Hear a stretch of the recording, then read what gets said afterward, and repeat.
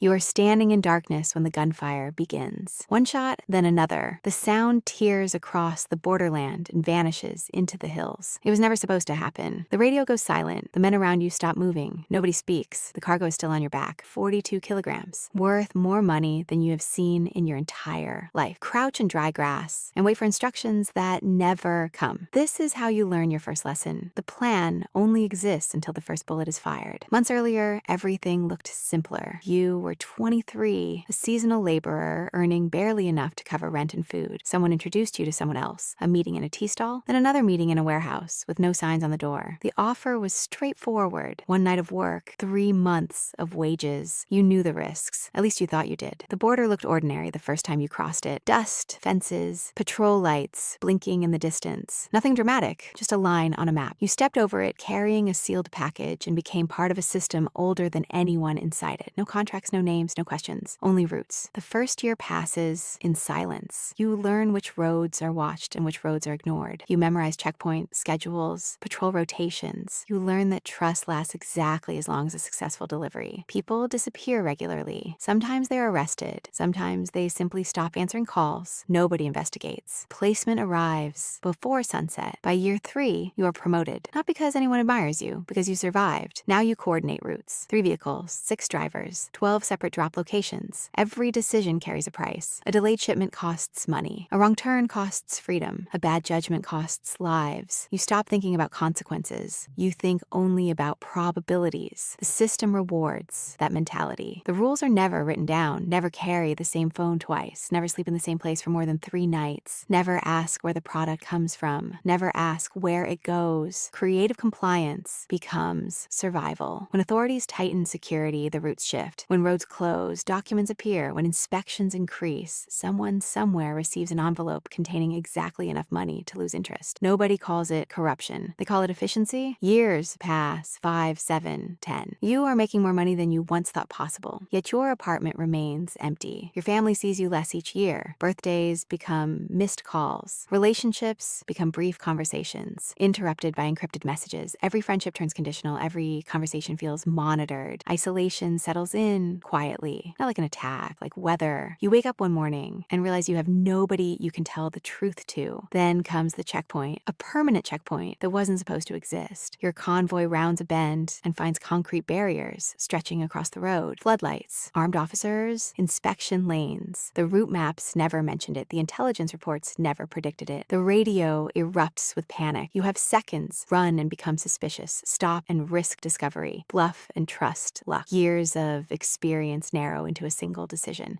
You choose. For a moment, it works. Then it doesn't. A document is checked twice. A question is asked again. A face appears on a screen. The atmosphere changes. Everyone notices. Nobody says anything. The illusion collapses with remarkable speed. You finally understand something the system never teaches. It was never protecting you. It was only using you. The money, the promotions, the status, all temporary. You were never climbing upward. You were simply moving deeper. What follows is predictable. Arrests, confessions, frozen accounts, missing contacts, phone numbers that no longer exist. The network fragments. People who once called you family deny knowing your name. The machine protects itself exactly as designed. Years later, your role is finished. Maybe prison, maybe exile, maybe release into a life that no longer resembles your own. The outcome barely matters, because when you leave, the routes remain. New drivers appear, new coordinators take your place. Fresh recruits sit in tea stalls listening to familiar offers. 1 night of work, 3 months of wages. The roads remain open. Cargo keeps moving. The radios continue crackling in the darkness. And somewhere beyond the border, another young man hears distant gunfire for the first time and realizes the plan has already begun to unravel, just as it always does, just as it always will.